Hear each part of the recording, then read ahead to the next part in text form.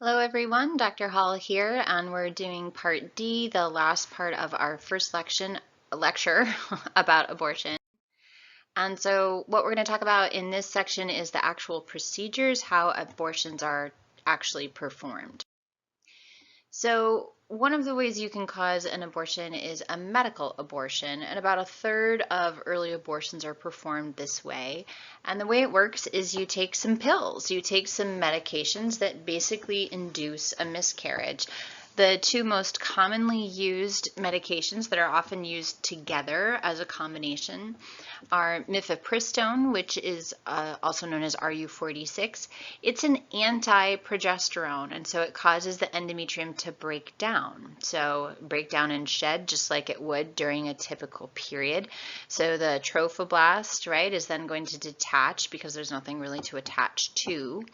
And then the second medication is misoprostol, which is a prostaglandin type medication, which helps open or dilate the cervix and stimulate uterine contractions, so that then that will cause the expulsion of the broken down endometrium and the pregnancy along with it. So it's basically a way to medically induce a miscarriage, and so the woman will have cramping and bleeding and usually expel the products of conception over the next few days, just like a miscarriage, except we've actually induced it by using medications to cause it to happen. So what this chart is showing you is that basically the total numbers of abortions have gone down significantly, as we mentioned before, right? So these are total abortions we can see in 2004, right, up at about 450,000, and in 2013, 275,000, and it's even lower today. But we can also see that an increasing proportion of them are this orange bar, which are the medical abortion, so the ones by taking the medication to induce an end to the pregnancy, as opposed to surgical, which is still about 2/3. So one of the drawbacks of medical abortion is that they only work if done early in pregnancy, usually well before 8 weeks. And sometimes even then the medications don't work. Sometimes the pregnancy will still continue, even perhaps despite some cramping or bleeding.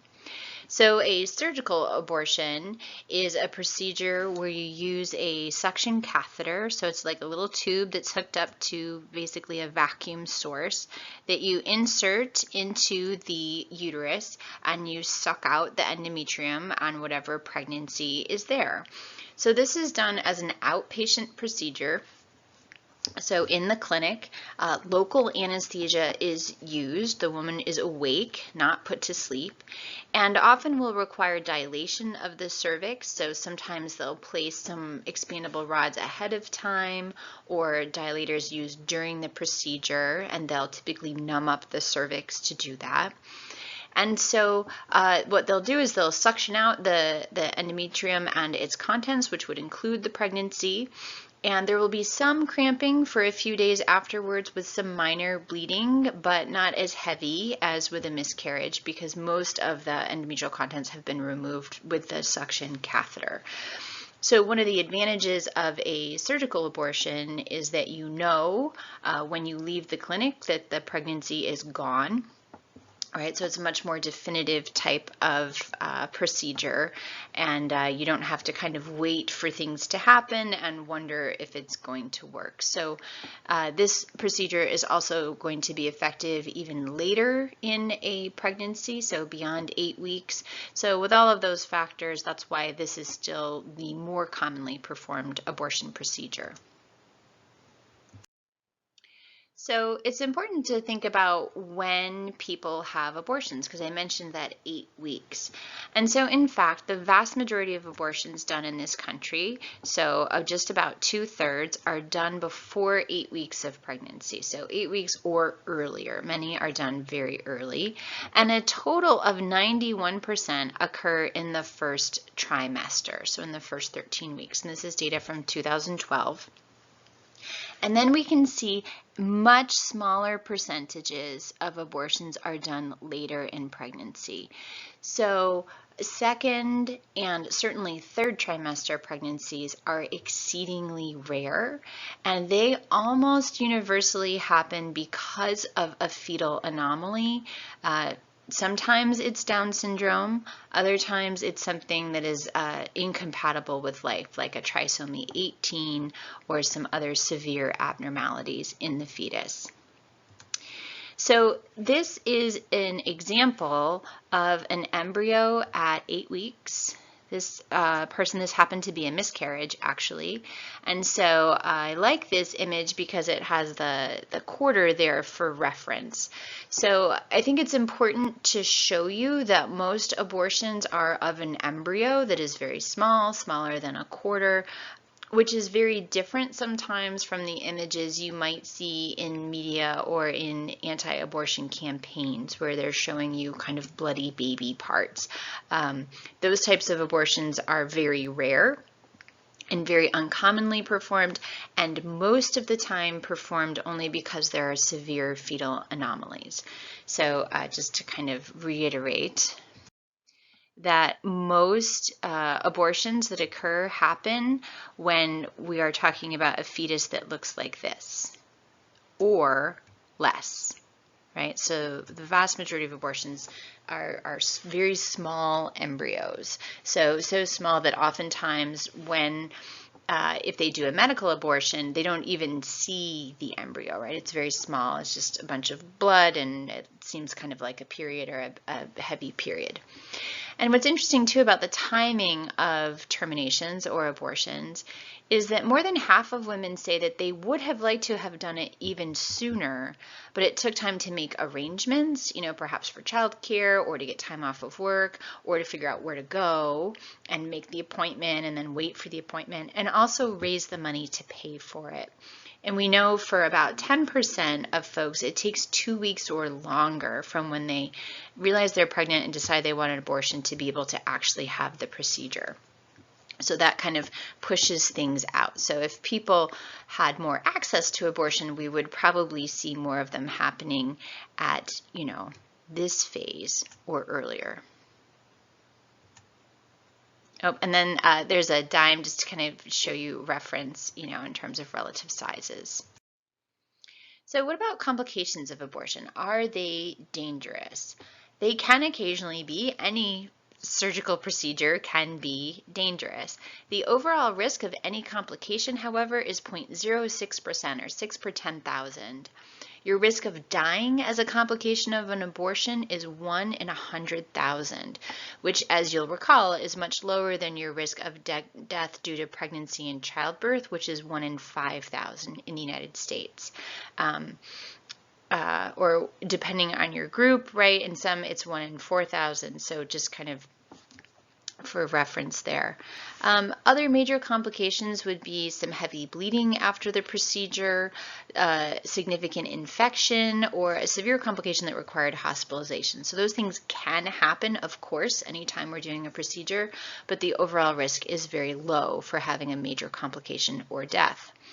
For minor complications, things like a mild infection that needs to be treated with some antibiotics, or a cut to the cervix during that dilating procedure, that would be a cervical laceration, might bleed a bit, might need some stitches, or retained products, meaning that they don't get the entire pregnancy removed during the procedure. The overall risk of having a minor complication is about 1%.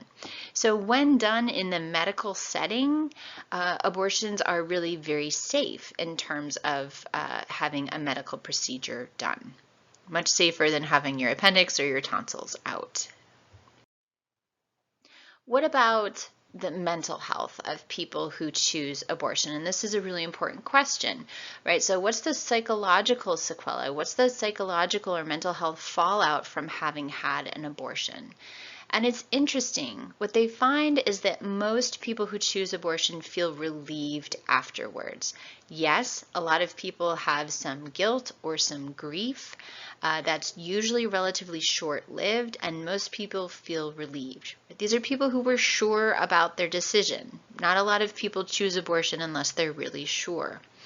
What's interesting is that when we compare mental health disorders like grief or anxiety or depression in people who have abortions versus people who don't, there is a little bit of a difference. However, if we just look at people who had an unplanned pregnancy, which is different, right, from all people in general, and an unplanned pregnancy is a stressful event, which increases your risk of mental health problems.